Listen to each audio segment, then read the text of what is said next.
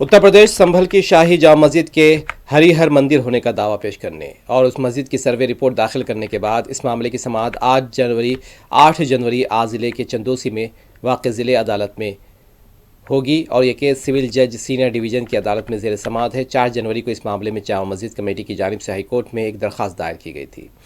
اس سے قبل 2 جنوری کو ایڈوکیٹ کمشنر رمیش راگھو نے ضلع عدالت میں سروے رپورٹ پیش کی تھی۔